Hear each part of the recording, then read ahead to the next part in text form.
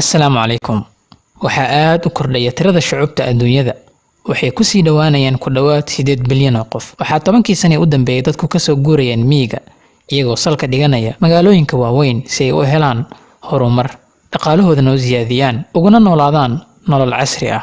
Waxaana ugu badan magaalooyinka qaaradda Aasiya, Shanghai, Beijing iyo Dhaka. Magaalooyinkan dadka ku nool mid walba waxa uu ka badan yahay dhammaan shacabka Jamhuuriyadda Soomaaliya. Ku soo dhawaada mowduuc ku saabsan magaalooyinka ugu weyn caalamka.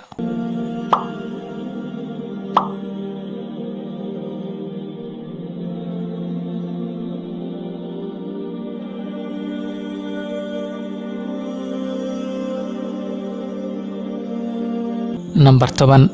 Osaka, Japan.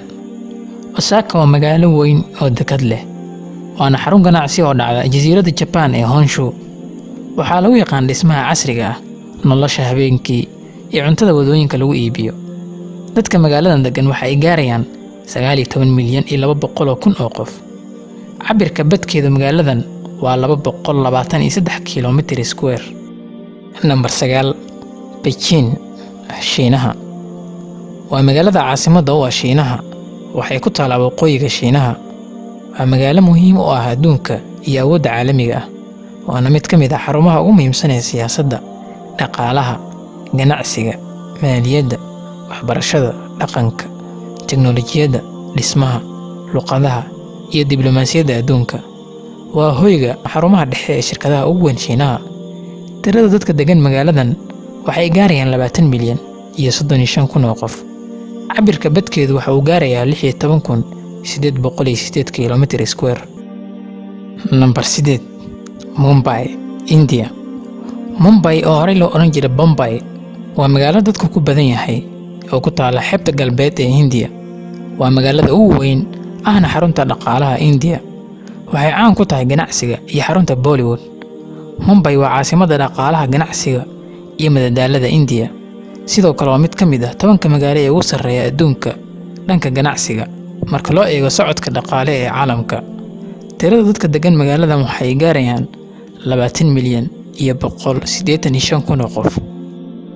Number 7. Dhaka. Waa caasimadda Bangladesh oo ku taala koonfurta Aasiya. Dhaka waa xarunta dhaqaalaha, siyaasadda iyo dhaqanka Bangladesh. Waana mid ka mid ah magaalooyinka ugu dadka badan koonfur Aasiya. Waxayna tirada dadkeedu gaarayaan 20 milyan iyo 280 kun oo qof. Cabirka badkeedu waxa uu gaarayaa 306.4 kilomitir square. Magaaladan dadkeeda qaar waxaa hoy u ah wadooyinka maadaama faqriga uu si ba'an u halakeeyay. Number 6. Qaahira. Waa caasimadda Masar. Magaaladan waa mid ka mid ah kuwa ugu taariikhda fog uguna weyn Afrika iyo Bariga Dhexe. Waana magaalada 6aad ee ugu weyn dunida. Qaahira waxaa ku yaala shirkadaha filimada iyo muusiga ugu da'da weyn Bariga Dhexe. Sidoo kale waxaa ku yaala macadka labaad ee ugu weyn adduunka, Jaamacadda Al-Azhar, iyo warbaahinno badan oo caalami ah. Qaahira waa xarunta urur goboleedka Jaamacadda Carabta. Tirada dadkeedu waxa uu gaarayaan 20 milyan iyo 484 kun oo qof. Number 5. Mexico City. Mexico City waa mid ka mid ah xarumaha dhaqanka iyo dhaqaalaha Amerika. Waxay ku taalaa Mexico Valley. Waxay isku tahay caasimadda ugu weyn Amerika iyo mid ka mid ah labada magaalo ay aasaaseen dadkii u dhashay Amerika ama loo yaqaano Native Americans. Caasimadan waxay caan ku tahay gaangiska ama kooxaha ka ganacsada daroogada. Magaaladan waxaa ku badan tirada dambiyada, waxaana la diiwaan geliyay rubicii ugu horreeyay ee sannadan 2019 laga soo bilaabo January ilaa March in uu kor u kacday 9% dambiyada magaaladan. Waxaana dadka degan lagu qiyaasaa 21 milyan iyo 600 kun oo qof.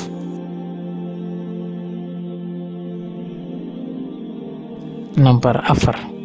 São Paulo, Brazil. São Paulo waa magaalo ku taala koonfur Brazil. Waana xarunta dhaqaalaha Brazil iyo dhammaan qaaradda Latin America.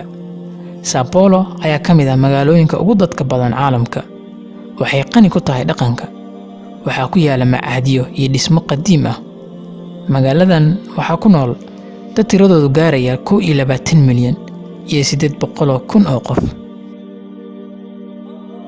Number 3. Shanghai, Shiinaha. Waxay ku taalaa xeebta dhexe ee Shiinaha. Waa magaalada ugu weyn ee dalka iyo xarun dhaqaale oo caalami ah. Shanghai ayaa lagu qeexaa inay tusaale u tahay dhaqaalaha sida cajiibka u koreeya ee Shiinaha.